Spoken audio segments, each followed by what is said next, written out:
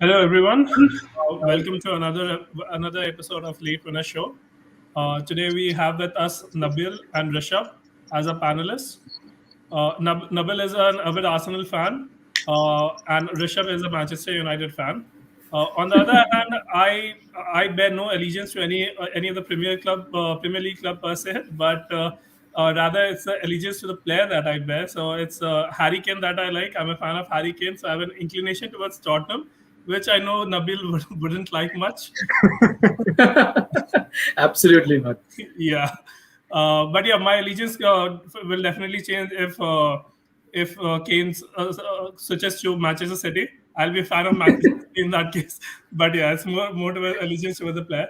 But the objective of today's podcast for us is doing the season preview for Arsenal. So yeah, let's dive right into it. And but before we start, I would like to give Nabil the chance as to introduce himself, what he does, how is he associated with Arsenal. So Nabil, would you mind weighing in a little bit? So yeah, I represent Arsenal Mumbai in a particular way. I'm one of the admins for Arsenal Mumbai. It was the first recognized supporters club from India to be officially, given affiliation directly from Arsenal or any football club from UK about 12 years back. So I really feel proud, to be a part of that movement, to get football community overall to be recognized from India. So uh, I would like to also give a disclaimer that all my views today, they're all mine and nothing to do with Arsenal Mumbai. So yeah, that's about it. It's been a long journey for me because I've been supporting since 93, 94. So yeah, I've seen I've seen the drought more longer than what it is right now. So I do relate to a lot of views that come right now on social media, because social media is more accessible right now to everyone, and probably the crowd that's following more of Premier League today comes from understanding how the league is right now rather than how it has been over the years. Right. So I see the biases that form probably for Arsenal, how they're playing right now as against to what they were probably few years down the line. So that's what it is in reality, and probably I can try and change that a little bit. Yeah, yeah. The biases are the part of the game, and definitely in this divided world, yeah, people are not really committed to one club, one player. So yeah, that's there. But yeah, talking about Arsenal, I would like to first start with the big money transfer of Ben White, which cost Arsenal staggering £50 million.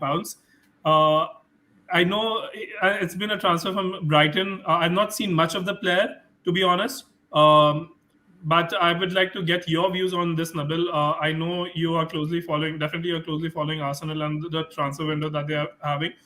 They have already signed Tavares from Benfica, I think, for 8 million, Yeah, left back, if I'm not wrong. that's a prospect signing. Yeah, Yeah, like Ben White, cheaper it's signing. really Yes, I understand. And there's another player. I don't remember the name, but they have signed a player from Anderlecht. He's also a youngster. yeah, it's Albert So Sambi Lokonga. Yeah. okay, Lokonga, yeah. So yeah, what are your views about when Ben White and Lokonga, especially when we talk about Arsenal, like how they can bring change to the Arsenal? What kind of how will be their fit in the Arsenal team?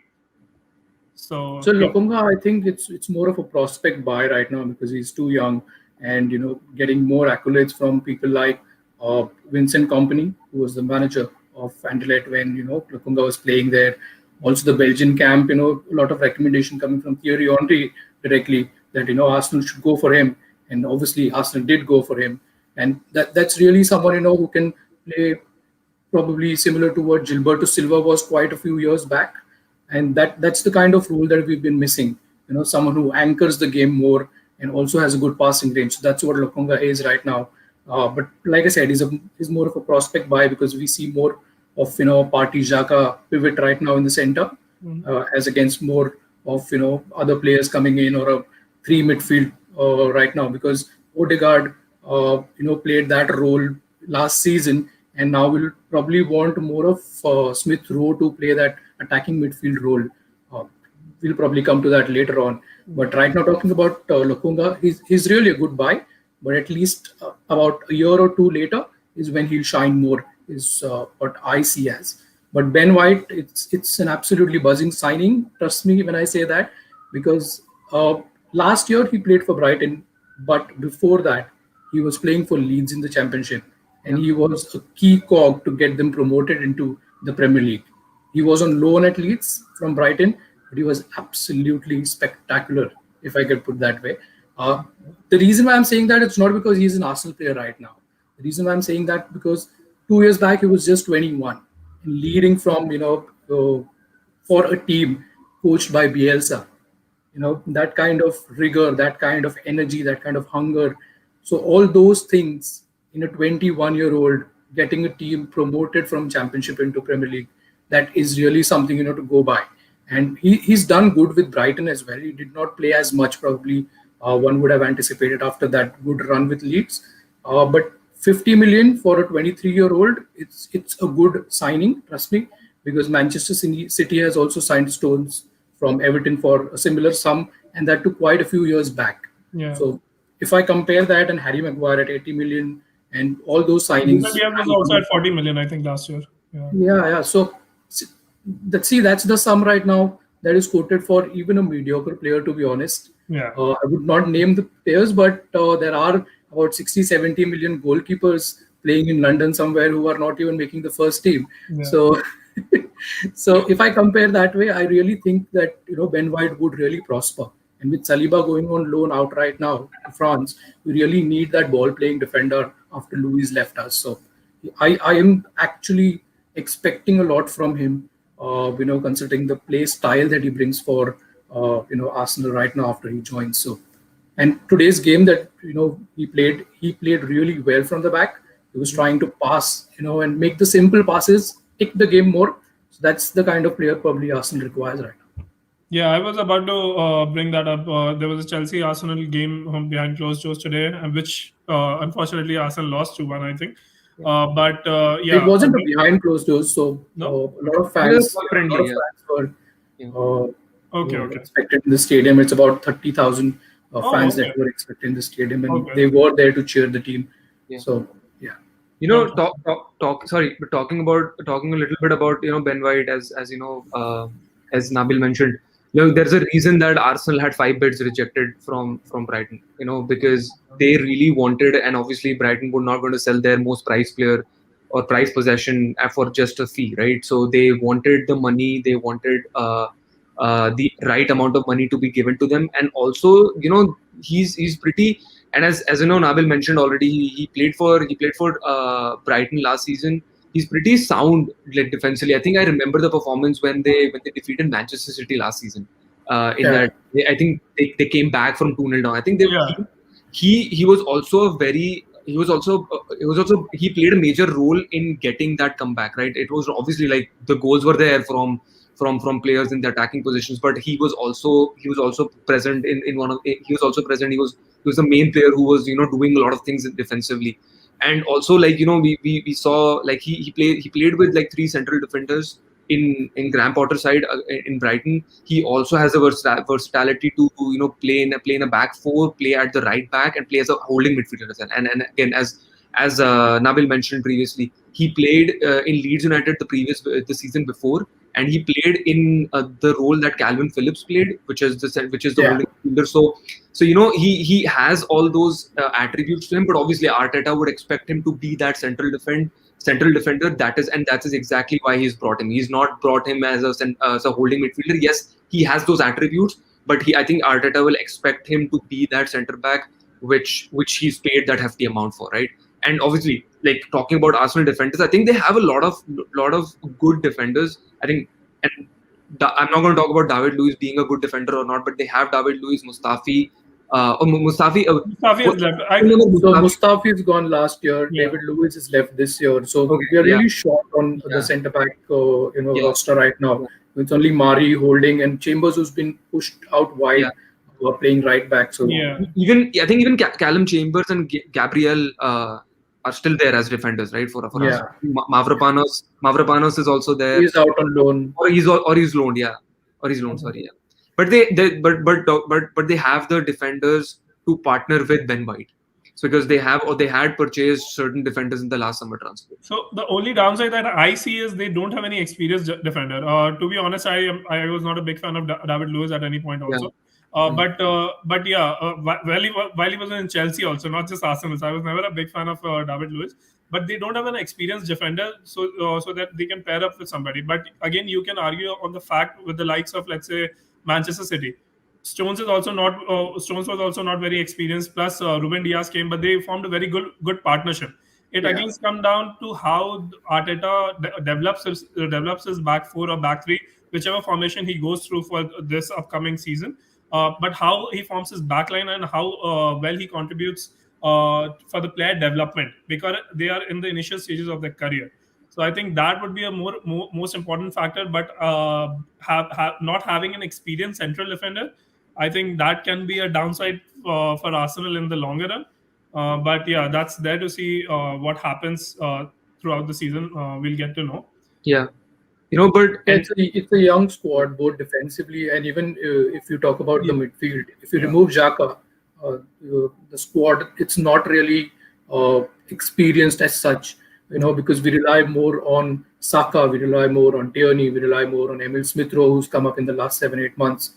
So relying on those young shoulders, and probably they have also given up, back to the club so much in the last 6 odd months, because where we were in the, till December or early December, and how the tables turned after that, it really is telling about, how these young shoulders can really take the club, and probably run the game.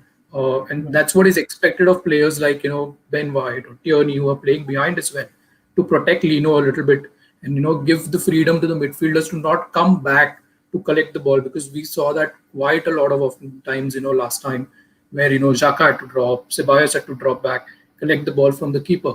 That's not what the midfielder should be doing. If there's a ball playing defender right in front, he can connect those dots and, pass the ball in the midfield, and it opens up the game a little bit more. At least for a side like Arsenal, who used to play a lot of flair and attacking football, that's been missing, because, these kind of links or these kind of chains are not forming right now when you pass the ball and, get ahead in the pitch and try to go into the final third of your opponent. Yeah, definitely. That chain link has definitely been missing. In Arsenal, they are able to take the ball. They are able to have the ball in their own half, but not able to take forward into opposition's half. That has been a problem. On that note that you mentioned, I wanted to ask you: is Ceballos still in the team? Like, I don't remember if he was. Is he on loan, or is he? So he was loaned from Real Madrid, but he's like back to Real Madrid, like Odegaard. So both are back to Real Madrid. Right? Okay, so they're okay. So is there any chances of like them getting? Is there any rumors like? I know about Odegaard, like they're planning to buy Odegaard, but I've not heard anything about Ceballos. I don't think there's any rumors about Ceballos, right? Yeah, there are none, because he's made it clear that he wants to fight for his place and make his name in Madrid itself, and play for Spain also. In the long term. So that's where he is right now from his thought process. But with regards to Odegaard, he wanted to go back to Madrid just like Ceballos and make his name. But La Liga right now, the entire structure is haywire in terms of money and all that. So obviously Real Madrid want to sell most of the players or loan out most of the players, so they can get more players like Mbappe, for example, where they'll have to shell out a hell load of money and get that player on their roster. So that's where probably Arsenal can swoop in and get the midfielder who's already adept, with the playing style of the team, as well as probably fitting in the country and the weather that is challenging mostly for a lot of players. Right. Yeah. Talking about swooping in and getting the player and having a club, like benefiting from a club who is in financial shackles. Let's talk about Lautaro Martinez. Yeah, so we all know, we very well know, Inter won the trophy last year. They won the league, but still they are in shambles with respect to their financial conditions, and they want to offload as many players as possible to generate some cash, and that was a big reason for Antonio Conte to leave. Lautaro Martinez has been good based on the number of starts, based on what role he has been playing. He has been playing in the shadows of Lukaku. He has been a feeder to Lukaku, if I may say. for the entire season. His stats, if I remember, he scored 21 goals and had 9 or 10 odd assists for Inter in all competitions. And Arsenal have been heavily linked with Lautaro Martinez lately. They have, I think, one or two bids rejected already for Lautaro Martinez. If I'm not No. So we're yet to put in a bid because we are still putting out the feelers out there just to understand if the player is available. And okay, obviously he is. Uh, the deciding factor is right now Arsenal are not playing in European football. So yeah, will a player of his caliber really want to move out of Inter who will be in Champions League, who just recently won the league? But like you said, they are right now in a little bit of shambles financially, and they need to cut down their roster by about 15 to 20%, is what I heard. So they've already offloaded Ashraf Hakimi. They've got yeah, about 50-60 billion for him, but they need to sell more. So a player like Lautaro, I don't think they will mind selling that kind of a player because they rely more on Lukaku right now, and he's been scoring most of their goals, yeah, not just in open play but also set pieces.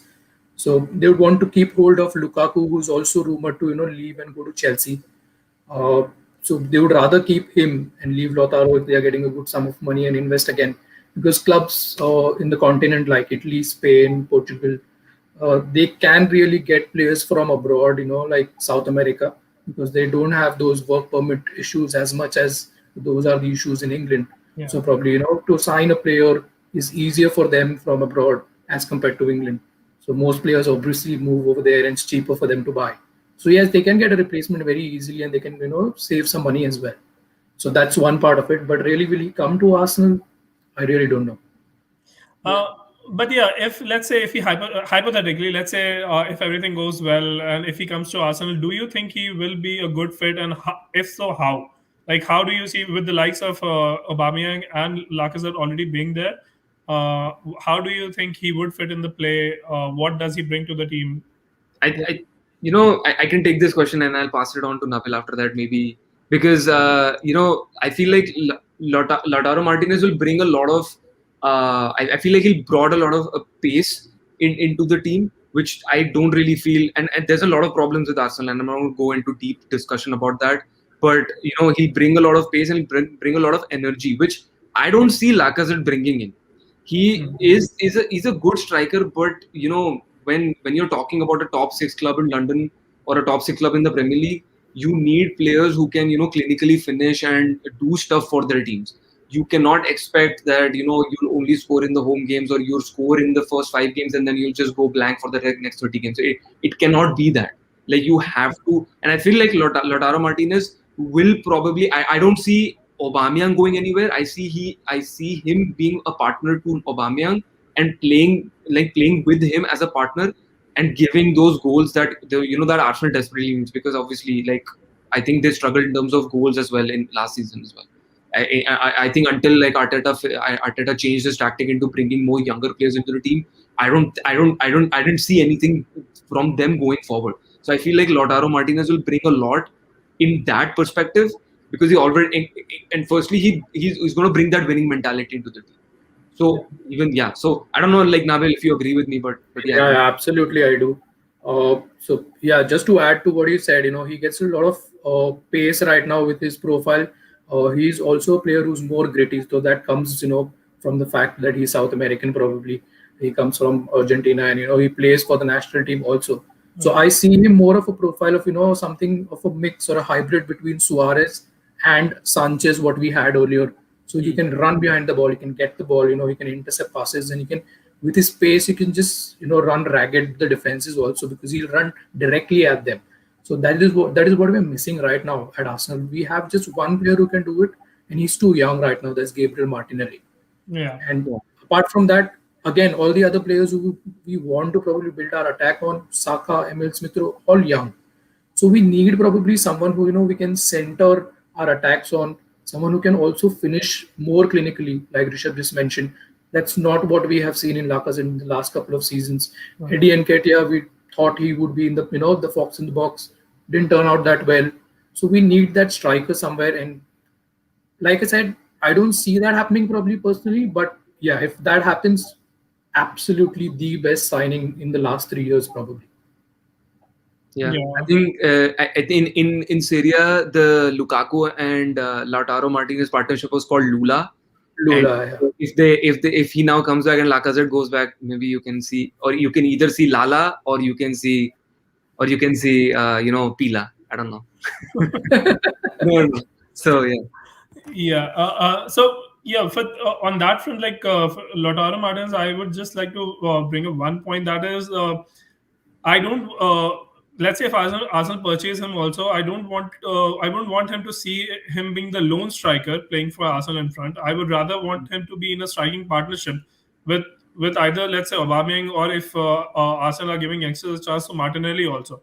Mhm. But I don't want him to, because we know English Premier League is a tough league, and it can be very challenging for any of the players. We have seen also, we have a lot of examples like the likes of Timo Werner or Morata. We can just talk about numerous Chelsea Yeah. strikers. Just Chelsea strikers only, we have a long list. Yeah. But yeah, it would be good if he starts in a striking partnership rather than being alone in the front, because that can hamper his confidence, because he will be new to the league. So that's what my thinking is. I don't know if you guys agree or not, but yeah, that's what I think. But Yeah, yeah, he's more of a number 10, so he can, yes, he can finish more clinically also, but he tries to, link up the game a little bit more. Also tries to, see those passes so that probably those passes can be received back by him. He's that kind of a player. Yeah. So yeah, the that would be last good. times, That would be yeah, really good, but now the number 10 role has gone to Emile Smith Rowe, and now with Arsenal, has been linked throughout the whole summer with James Maddison also. Mhm. So I don't know if he will get a chance to play that deep with the likes of these players, like with the number 10 role also. I think it will be just a strike, as a role support as a striker. striker that I see him playing, if let's say James Maddison is Yeah. also. But yeah, sorry to cut you, but yeah, you were saying something there. So I was saying it's not a pure number 10 rule that I'm talking about, where you just create like Mesut Ozil did, probably for years, and we've seen how many assists he can Yeah. really create when he's on the go, Yeah. and that is what we expect from Emile Smith Rowe, probably because he's donning that shirt for Arsenal, and Mesut Ozil has won that. Dennis Bergkamp has won that. So talking about Bergkamp, he was bought from Inter, just like Martinez. In a season where Inter was struggling financially and Arsenal were eighth the season before when he was bought. So starking similarities. Yeah. But yeah, let's leave it to history and not dwell on that much. But yeah, you need a player right now in the Arsenal team who can finish off those chances as well as help the team to create more chances Exactly. for people around like Pepe and Saka to flourish, and for them also to score, because Arsenal have not been scoring anything from the midfield. Right. Yeah. So you need that overall profile in which Lautaro Martinez really fits. Yeah. And yeah, we talked earlier about the link play that is missing from Arsenal, which Arsenal has been very popular in the past. That has been missing. So I think giving Emile Smith Rowe that jersey 10, let's see how he's able to justify his position in the team, and how is able to help Pepe, or let's say Aubameyang or Lacazette for now, since Martinez is not there yet. So just these three players, or the other players also Martinelli, throughout the whole season. But yeah, that talking about Emile Smith Rowe, giving him the number 10 shirt, as far as I've listened to press conferences by Arteta, it was not initially decided that he will be that like Arsenal will be giving Smith Rowe a jersey 10. It was Emile Smith Rowe who demanded by himself that I want the jersey, I want to take up the number. Yeah, he And was ready for it. He actually, ultimately the board decided that we are giving. It's a huge step for a very young player.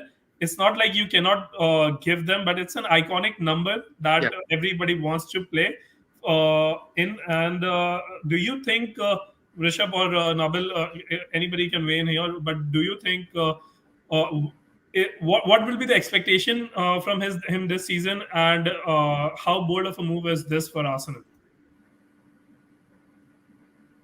Rishabh, you want to go first? Yeah. So yeah, as like maybe you want to go with. But yeah, you're mentioning about he said it to Arteta that I just want to score and create more goals for the team. and I think that will help us majorly. He said that, and that obviously gives confidence to the board and to the manager that he is ready to step into that position. But as you said, number 10 is probably a dream of every football player and any of the biggest football clubs that they play, right? The number 10 is a very iconic shirt, as you mentioned. But obviously he has showed a lot of instances that he can do a lot of things on the pitch. Obviously, he was playing for the Premier League B teams and getting an off cup cameo in Arteta's team. But now I think the emergence came in the Chelsea game when that run was broken of losses, right? So that is the time he showed, and that he can do a lot of things too, and what he can bring into them. You see him, and he has like a lot of brilliant moments. He has, like, when he has ball on his feet, like you'll see a lot of on and off the cuff moments, and you'll see a lot of magic from him. And you are excited as an Arsenal fan. You are really excited about the prospect of what we have in our system, right? So, but obviously, even the number 10 shirt brings a lot of pressure to the player. I think Van Persie had a number 9, and then when he moved to number 10, he was not able to deliver the same kind of goal scoring performances that he used to. I think Mesut Ozil had number 11, and he had probably the most brilliant moments with Arsenal. I think Jack Wilshere, when he wore the number 10, we all know what happened to him. So he was already on his downward curve. So I really don't see that happening to Emile Smith Rowe, because I really don't see him taking that pressure onto him. I think he will take it with all guns blazing, and it's like, this is the moment for me to shine. This is the season for me to go and show the world what I can do. So I feel like Arsenal have a player in Emile Smith Rowe where it's for the future, obviously, but he'll do a lot of good things in this particular season. Yeah, absolutely agree. He's a top potential guy. The moment he has ball at his feet, you really wonder what he's going to do next. And I don't remember in the last few years I've really felt that. Probably the time when we had Santi Cazorla is when I really, felt that, okay, he's going to get the ball. I don't know what wonders will happen right now. Mm-hmm. So he may not, so Smith Rowe may not do that very often, but the moment he's got the ball at his feet, you really feel probably we might just launch an attack right now, and this is the moment we could even score. The way he turns, the way he shapes his body, the way he just anchors the game overall. He knows which are the passes he needs to pick. It's not necessary that you always try to get the through ball in, or you try to slide the passes in right to the front man. It's not just that. It's also to see the easy passes, to link up those passes, like I said before, and to create the game and dominate the game more. So he does that really well, and he's played with most of the guys like Saka. Also probably in the under 18s, in the academy games, under 23s, so they connect well. They know where they would be probably in a few minutes or a few seconds, so he knows where to pass that ball. And we really saw that probably in the second half of the season, where both of them flourished. He used to assist Saka's goals a lot, and give those balls to Saka, give those balls to Pepe, and create those goal scoring opportunities, which was really lacking in the first half. So for a really young player to do that in a pressure situation, like you said, we were on a winless streak for a very long time, and to come out of that for a top club like Arsenal, and you're not doing really great. Your striker's not scoring the goals. You're not really able to get out of your first third, if I would like to say that, because you're not passing the ball really well. Your centre backs are haywire. You're making a lot of mistakes. So at that time, to absorb that pressure and get the club back to where it should be, that takes a lot of strength. And that's probably what Emil thought about. That if he could do that, then right now is a season where we are not really involved in a European game. So there are a few chances of playing midweek games as compared to what it was last year.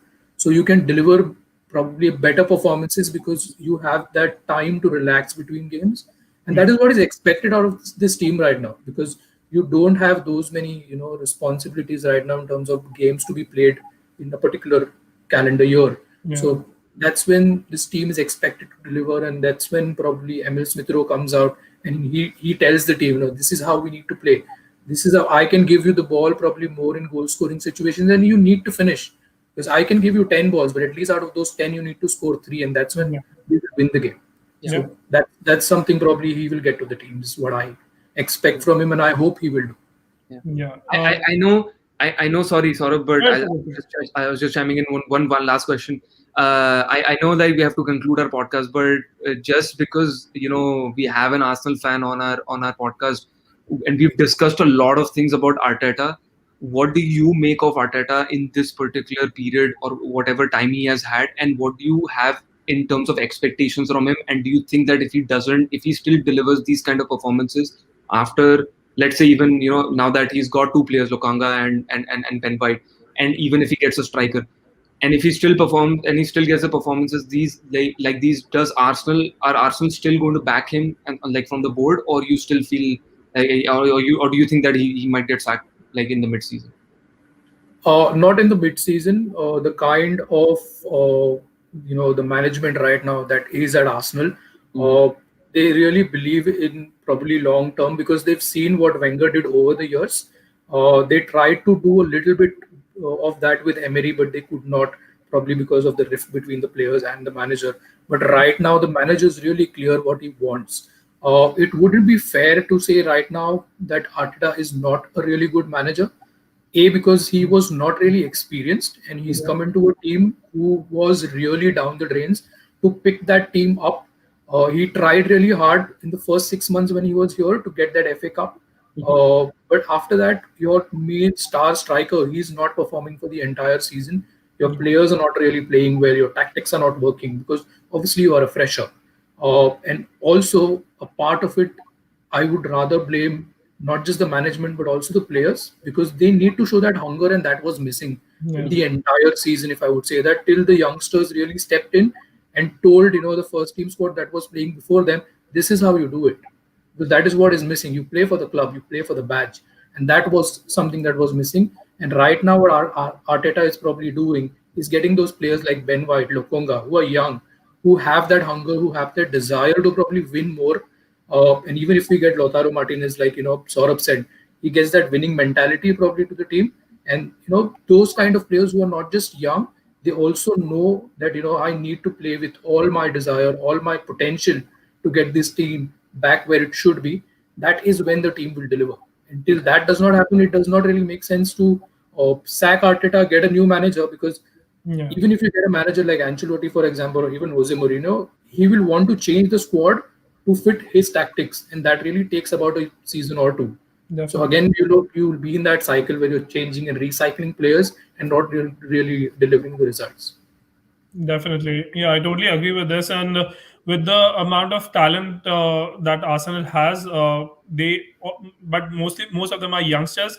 The average age is very less. So I know it's difficult to take up the responsibility at a very young age, but that's what they have got to do to just step up and take the responsibility, like a couple of players have already.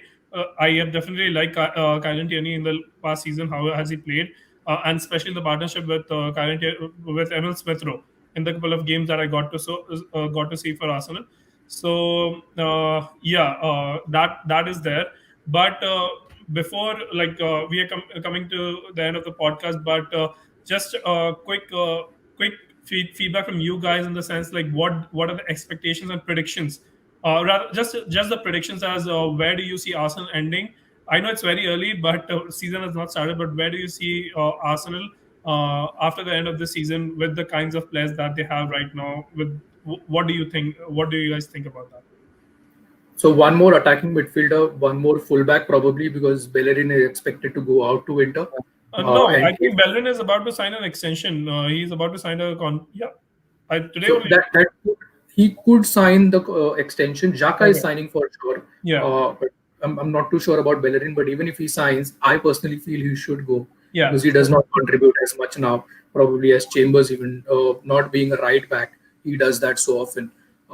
Anyway, so like I was saying, so those kind of signings, and someone like Maddison coming in, because he's been talked about almost for 2 months now. So those players, if they come in, and the kind of games, the fewer number of games that we'll be playing this season, I really expect not a top four. If that would be something probably it will be a great news for all the Arsenal fans to be back in Champions League. But even a top 6 is something that is more realistic right now. Yeah. I think I agree. I think 5-6 is realistically possible. Obviously, at the start of the season, everything is possible, but like things can change, like within the 4 weeks. So Especially for us. especially for Arsenal, I agree. So yeah, I still feel like there's additions to be made. At this moment of time, I would say probably again a 7th or 8th finish. I see a mid-table finish. I don't see them in the top 6 as of now. But yeah, like it depends. It depends really. I can. About 3 signings away from that. Sorry, what? We are about 3 signings away from Yeah. Yeah, I mean definitely. I think we're still, again, it's all young. It's all young generation. So it's Yeah. still I cannot really realistically say that it's definitely a top 6 is definitely on the cards. I can't say that. So because other smaller teams, West Ham and Everton, Wolves, not Wolves, sorry, but Leeds. Aston Villa. These teams are Aston Villa. I just heard the news that they actually agreed a fee for Leon Bailey, which is an excellent signing. So you don't ever know what kind of signings might happen in the next 1 month. Still 1 month to go. So hopefully Arsenal can bring some players. Lacazette can go out, and we'll see the Pila partnership. With that, I would like to with that I'll bring into the discussion about Arsenal and what are the expectations, what are the predictions we have already had from our panelists. But before we end the podcast, we just want to let all of you know that we are coming with another segment of the Late Winner Show. We are about to start with the Fantasy Premier League, where we'll have one team as a collective for us panelists, and we'll share the team with you every week. What do we think? How should you plan with the team? And you can see the league code at the bottom of your screen. And please don't hesitate to join. It's good as many players are in there. There is no benefit, like there is no prize money or anything, but just for the fun, you can join the league. Thank you guys, thank you Rishabh, thank you Nabil. It was great having a discussion on Arsenal, getting a good insight about Arsenal, which I definitely lagged about. So it was a good thing to know. And with this, I would like to bring an end to the podcast. Thank you, everyone. Thanks, Saurabh. Thanks, Rishabh. Thank you. Thanks. Yeah.